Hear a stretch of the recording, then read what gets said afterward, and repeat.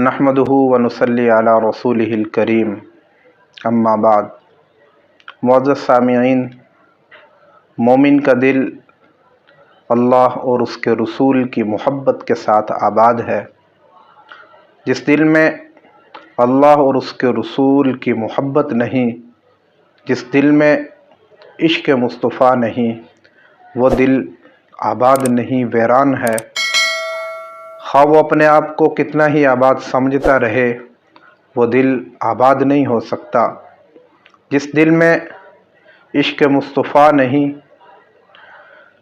وہ مومن کا دل نہیں ہو سکتا، وہ منافق کا دل ہو سکتا ہے، وہ کافر کا دل ہو سکتا ہے۔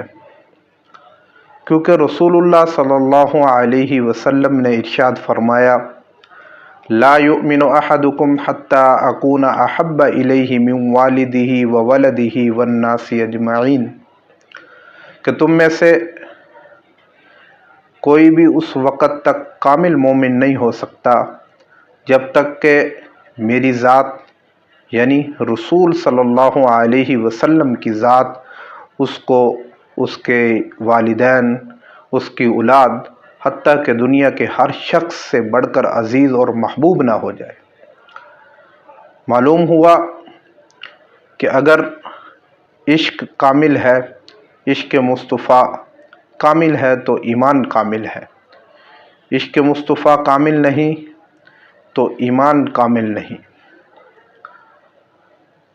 یہاں پر ناقص عشق کام نہیں دے گا، یہاں پر کامل عشق جو ہے وہ کام آئے گا، کہ اگر عشق ناقص ہوگا تو ایمان ناقص ہوگا۔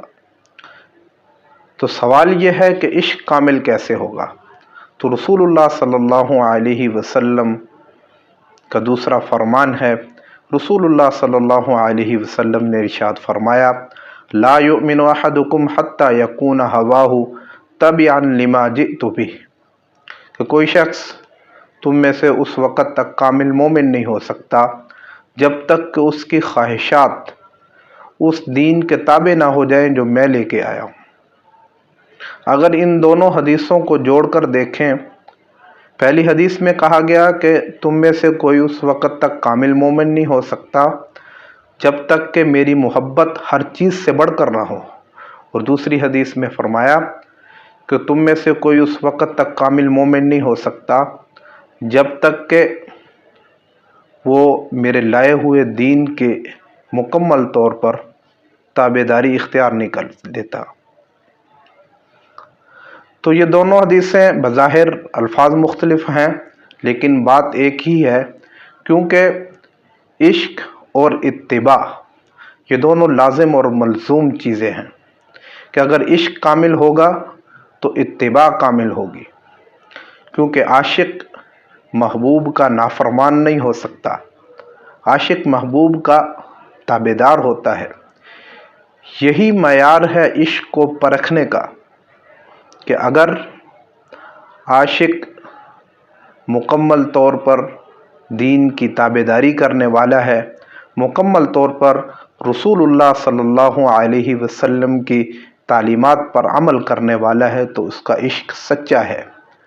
اگر اتباع ناقص ہے، اگر وہ دین کی تابعداری کرنے والا نہیں، رسول اللہ صلی اللہ علیہ وسلم کی تعلیمات پر عمل کرنے والا نہیں، تو پھر اس کا عشق سچا نہیں۔ اگر عشق سچا نہیں، عشق ناقص ہے، تو پھر ایمان بھی ناقص ہے، پھر اپنے ایمان کی بھی خیر منانی چاہیے۔ عشق شور مچانے کا نام نہیں، عشق نعروں کا نام نہیں، عشق اندر کی چیز ہے۔ عاشق کا عمل بتاتا ہے یہ عاشق ہے، عاشق کی چال بتاتی ہے یہ عاشق ہے۔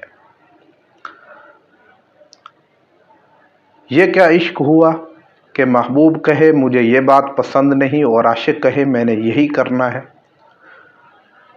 تو کیا اس سے محبوب کو راحت ملے گی؟ ہرگز نہیں۔ رسول اللہ صلی اللہ علیہ وسلم تو یہ ارشاد فرمائیں کہ مجھے بھیجا اسی وجہ سے گیا ہے کہ میں موسیقی کے آلات کو توڑوں، اور یہاں عشق کے نام پر رسول اللہ صلی اللہ علیہ وسلم کا نام لے کر موسیقی اور موسیقی کی تھاپ پر بنگڑے ڈالے جائیں تو کیا اس سے مدینہ میں رسول اللہ صلی اللہ علیہ وسلم کو خوشی ہوگی، ان کو راحت پہنچے گی؟ ہرگز نہیں۔ تو اس معاملے میں ہر ایک کو سوچنا چاہیے، کہیں ایسا نہ ہو کہ عشق کے نام پر اس طرح کی حرکتیں کر کے ہم رسول اللہ صلی اللہ علیہ وسلم کو راضی کرنے کی بجائے ان کو ناراض کر بیٹھیں۔